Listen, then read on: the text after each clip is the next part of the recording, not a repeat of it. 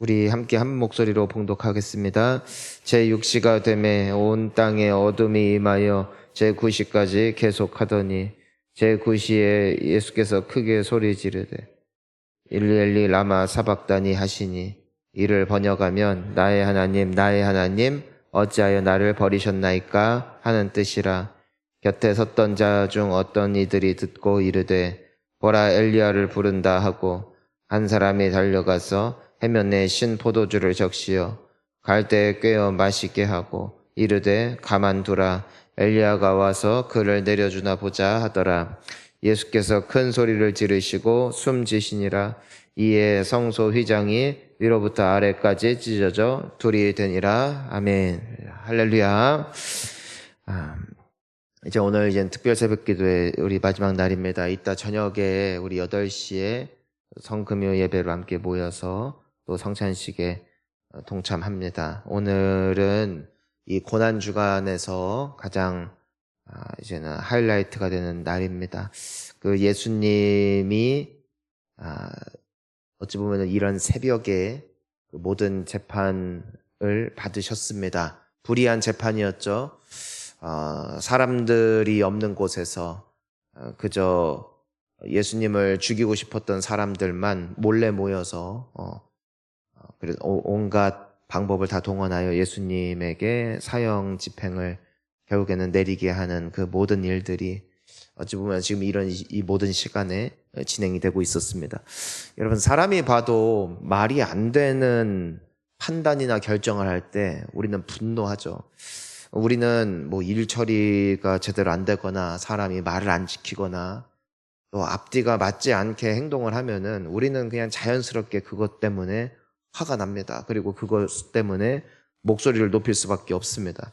근데 우리가 적어도 이 마가복음에 기록되어 있는 예수님의 행적을 보면은 예수님은 굉장히 억울한 일을 많이 당하신단 말이죠. 그럼에도 불구하고 그분은 잠잠하세요. 오늘 우리가 본문에서도 읽지 않았지만 무슨 내용이냐면은 사람들이 예수님께서 십자가에 달리신 것을 보고 막 머리를 흔들면서 조롱한다고요. 비웃는 거죠. 막 장난치는 거예요. 야, 해봐, 야, 구원해봐 하면서 사람의 자존심을 짓밟는 행위 말입니다. 그런데 예수님은 그것에 대꾸하거나 그것에 반응하지 않으세요. 우리가 어제 함께 읽었던 그 본문에서도 빌라도와 더불어 대제사장들이 예수님에게 누명을 씌우잖아요.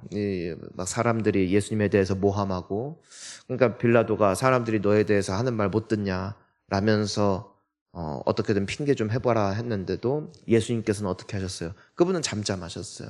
예수님께서는 사실 사람들이 그분에 대해서 욕을 하든 칭찬을 하든 그게 예수님한테는 큰 의미가 없었어요. 왜냐면은 예수님에게 있어서 그분의 삶의 존재요, 또 그분이 살아가는 데 있어서 가장 중요했던 관계는 아버지 하나님과의 관계였기 때문입니다.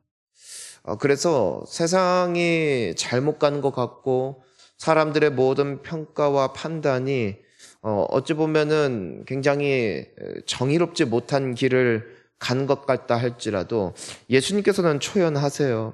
그래도 나의 아버지가 나와 함께 계시지. 그래도 나 가는 그 길, 우리 아버지가 나의 손 잡아주시지. 이것이 아버지가 나를 부르신 길이지.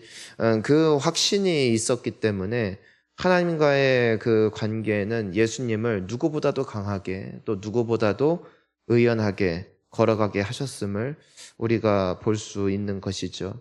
그런데 오늘 적어도 마가복음에 기록된 예수님께서 십자가에 달리시는 과정과 그리고 예수님께서 십자가에 달리신 이후에 처음으로 예수님께서 굉장히 동요하시고 반응하시고 불안해하시는 장면을 볼 수 있게 됩니다.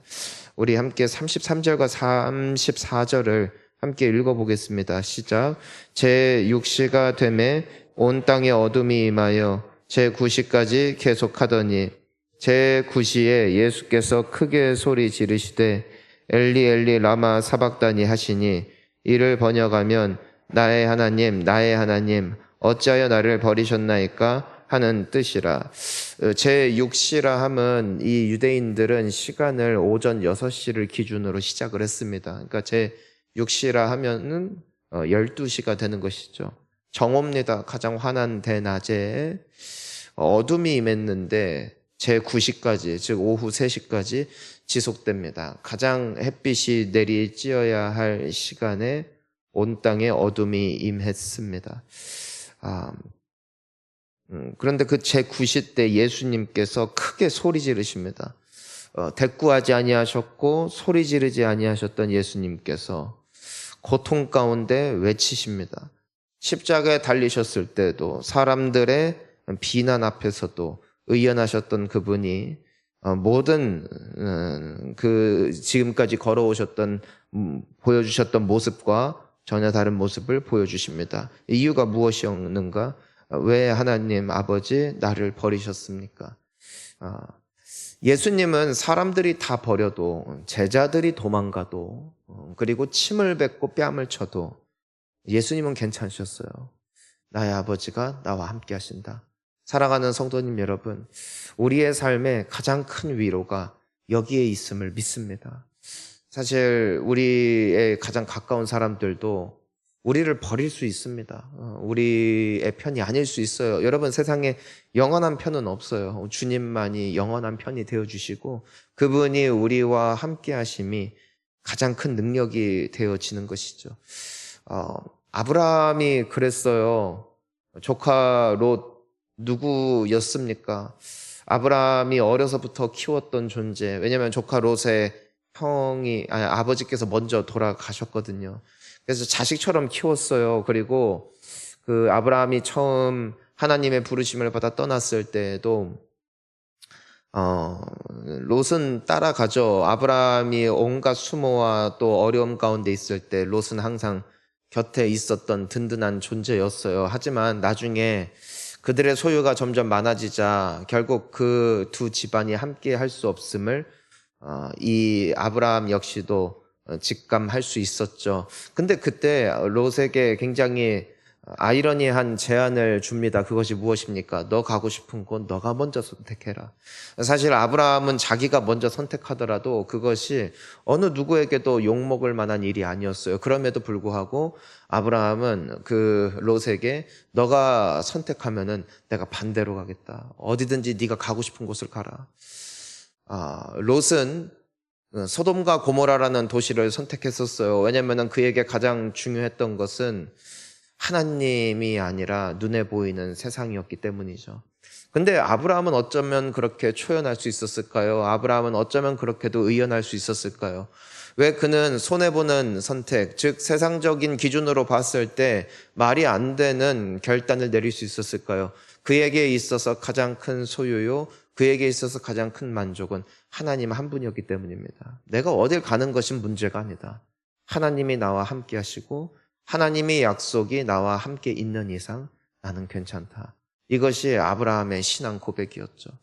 요셉이 보디발의 집에서 노예로 있을 때 그가 해방될 수 있는 기회가 찾아왔어요. 그가 자유의 몸을 입고 애굽 땅에서 성공하는 인생을 살던 다시 아버지의 집으로 돌아갈 수 있던 엄청난 기회가 그에게 찾아왔어요. 그것은 다름 아닌 그의 주인 보디발의 아내였죠. 그녀가 제안했던 그 동침할 수 있는 기회, 이것은 누구에게나 흔히 찾아오는 기회는 아니었으며 누구라도 붙잡고 싶은 총애와 사랑을 받아 기회를 입고 그 삶에서 승승장구할 수 있는 기회가 요셉에게 찾아왔다고요. 하지만 요셉은 그것을 단번에 거절해요. 무슨 고백입니까? 나는 하나님 앞에 죄 지을 수 없어요. 그러니까 당신이 나를 사랑하는 거 땡큐. 사람들이 나를 인정해 주는 것, 주인이 나를 알아봐 주는 것 감사하다 이거예요. 하지만 나에게 가장 큰 존재, 내가 절대 없이 살 수 없는 존재, 내가 마지막까지 붙잡아야 할 존재는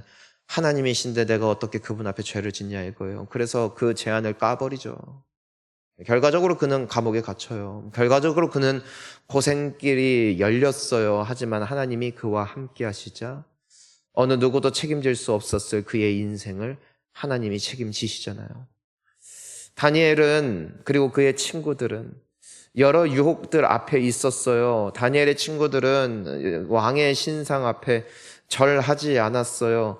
왕은 분노해서 말했어요. 만약에 절하지 않으면 너희들을 저 풀무불에 그 쇠를 연장하고 금을 연단하는 그곳에다가 내가 집어넣어버릴 거야. 하지만 그들은 말했어요. 하나님이 우리를 살려주실 거다. 그리 아니하실지라도 나는 당신께 절할 수 없다. 다니엘 역시도 마찬가지였죠.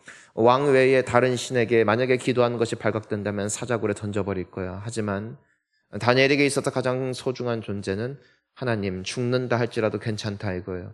사자굴에 던져져서 찢겨진다 해도 괜찮다 이거예요. 나에게 하나님만 있으면 됩니다. 이것이 다니엘의 고백이었고 그로 말미암아 하나님은 그의 삶을 기쁘게 받으셨음을 믿습니다. 이게 예수님의 모습이에요. 예수님은 다 괜찮아요. 세상이 버려도, 세상이 무시해도 가장 소중했던 제자들이 그분을 뒤에 놓고 도망간 것을 보아도 그분은 의연해요. 하지만 인류의 죄를 뒤집어쓰고 아버지와의 그 친밀함이, 아버지의 임재하심이, 하나님의 영광이 그분의 삶에서 잠시나마 지워졌을 때 예수님은 견딜 수 없었던 것이죠. 사랑하는 성도님 여러분, 오늘 이 아침에 우리가 생각해 봐야 될 것이 있습니다. 여러분은, 그리고 우리 모두는 하나님의 임재하심으로 말미암아 만족하는 인생입니까? 아니면 세상의 인기와 세상의 판단과 또 이곳에서의 성공이 여러분들의 기쁨의 근원이 되고 있습니까?